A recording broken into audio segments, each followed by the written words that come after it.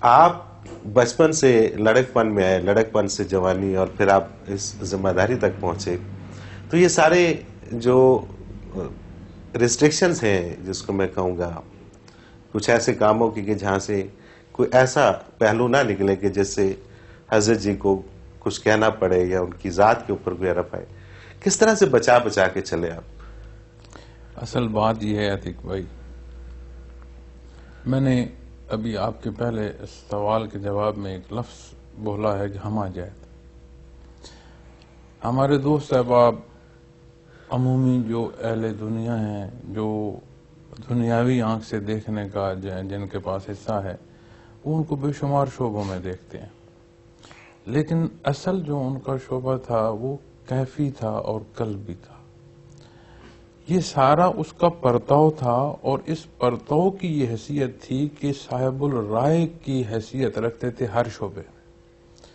میں نے ان کی زندگی میں یہ دیکھا کہ بہت پڑھا لکھا انسان ہے، تو اس کے ساتھ جب وہ بیٹھے ہیں تو وہ ایسا نہیں محسوس کرتا کہ کچھ سطحی گفتگو ہو رہی. ایک چرواہ اگر آ کر ان کے ساتھ بیٹھ گیا ہے تو وہ یہ محسوس نہیں کرتا تھا کہ ان کی جو بات ہے جانے کیا کہہ رہے ہیں، کہ اس کے سر سے نہیں گزرتی.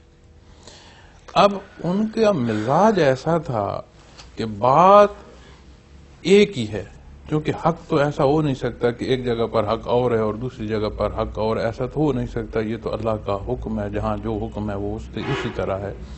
لیکن وہ جو اس کو کنوے کرنا یا اس کو سمجھانا، وہ جو ان کے مقابل بیٹھا تھا بندہ یا جس سے وہ مخاطب ہوتے تھے، از خود ان کا مزاج اس لیول پر ہو جاتا تھا کہ اسے کوئی چیز ایسی محسوس نہیں ہوتی تھی کہ کوئی الگ یا کوئی چیز ایسی جس سے وہ اکاموڈیٹ نہ ہو سکے.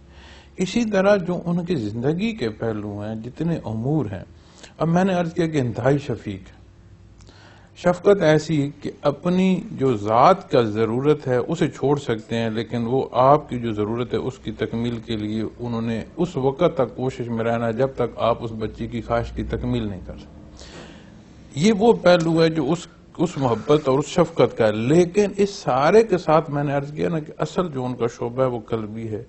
اب وہ جو واردات قلبی وجود پر جو وارد ہوتی ہے، از خود وہ ایک ایسا حصہ قائم بین میں درمیان میں کر دیتی ہے کہ آپ بے تکلف ہیں بھی، لیکن آپ بے تکلف ہو نہیں. صحیح بات ہے، بالکل صحیح بات. آپ بے تکلفی سے بات عرض کر سکتے ہیں، لیکن ایسا نہیں ہو سکتا کہ آپ کے انداز تکلم میں کوئی اونچ نیچ آ سکے.